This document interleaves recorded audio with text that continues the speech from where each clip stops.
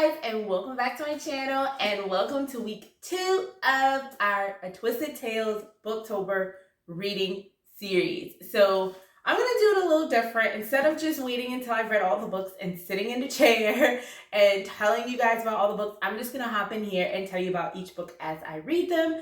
And the book that I have finished is Reflection. So Reflection is Mulan's story, and let's jump into it. So her question is, what if Mulan had to travel to the underworld? So let's see. Fa Mulan has a warrior's heart. She would do anything to protect her loved ones, including go to war in her ailing father's place, disguised as a soldier called Ping. And when the captain of a regiment, Li Shang, takes a grievous blow meant for her, Mulan knows she must do everything she can to help him survive his life-threatening injury, even if that means accepting a harrowing mission to the underworld DU. King Yama, the ruler of DU, is not about to make things easy for her. With the help of Shang's great lion guardian, Mulan must traverse the underworld, face near impossible tasks, and bring Shang back before sunrise or stay in DU forever. As if that weren't enough, Mulan is still posing as Ping and grappling with the decision to reveal her true identity, especially as she and Shang grow closer. Time is of the essence. Will Mulan be able to save Shang and herself before it's too late? Now, I must say, out of all the books I've read so far, this one was okay. So I felt like it was too long. Okay, and this one is by Elizabeth Lim. I think this is the first time we've gotten a new author in the series so far. So this one's by Elizabeth Lim. So let me say that. But I felt this one was kind of too long. I felt like this one could have been 50 pages shorter. And I also felt like this one was kind of predictable. She goes to DU and, like I said, she has to fight all these obstacles. But I felt like it was just one after the other. And it's like, okay, we get it. She has to go through a lot. She has to find out some things. She has to reveal things and all of that. But I didn't feel like this one actually had, and nothing made me gasp. I wasn't at any point, or I wasn't oh my gosh. It's just okay. The reading was good. The writing was good. I liked it, but I was like, when is it going to be over? When is it going to be over? And even when there were only 5 pages left, I was like, is it almost over? So yeah, this one wasn't my favorite, but it wasn't bad. It just wasn't exciting. So there was only one moment where I was like, you got to be kidding me. And it was still predictable. I still expected that moment to happen, but I was like, you ungrateful little man. But anyway, yeah, so this one was just okay. It didn't give me all the feels that the other 3 had given me, but I didn't hate it. It just was not my favorite. So this is what I finished so far this week. So we have 1, and now I am actually reading Part of Your World. So actually, let me go grab that one for you. I'll be right back. So I'm reading Part of Your World, and this one is by Liz Braswell. So I don't know. I wonder if it's just the, well, of course it's the writing of the author. So, maybe I'm just not the biggest Elizabeth Lim fan, but she has others in the series, I believe. But I am reading Part of Your World, which is Ariel's story. So I'm only 30 pages in. So hopefully we'll be done with this one in a couple of days. It's Monday. This one has 400 pages, I believe. Right? Yeah, a little over 400 pages in this one, which is weird because this one looks so much smaller than this one to me. But they both have about, this one has a little over 400 pages too. So we'll see. Like I said, it's Monday. We'll see how long it takes me to get to this one. We still have a huge stack to get through, but it's okay. But yeah, so I just wanted to check in, tell you about Reflection, reading Part of Your World, and I will let you guys know what I think about this one when I'm done. See you in a couple days. Hey guys, what is up? I'm here with the next book check-in that I finished, and that is Part of Your World by Liz Braswell. And y'all, I love this one.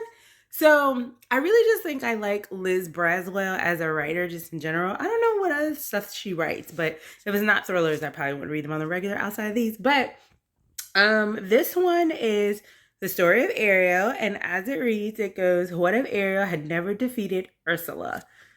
So it says, and I'll show you guys. All right. So, what is going on?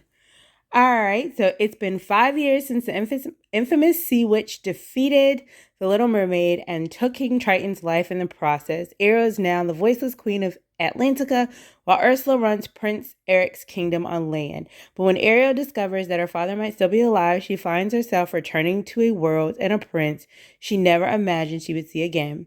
Ariel soon learns that Ursula has been making the most of her role as princess, plotting, scheming, and waging outright war with neighboring kingdoms, and after the disguised sea witch catches wind of Ariel's resurfacing, she threatens to obliterate both land and sea.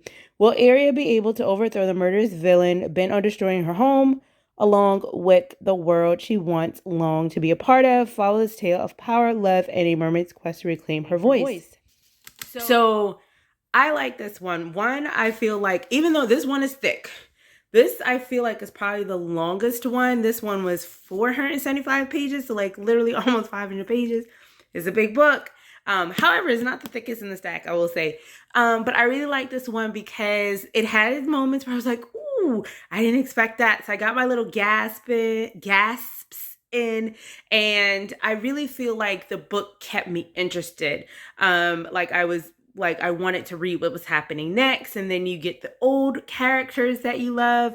And the other thing I like about this one is, whereas the other ones, I feel like all of them played off of the story, it was still during that time. This one is 5 years in the future. So they give you drops of the past story throughout.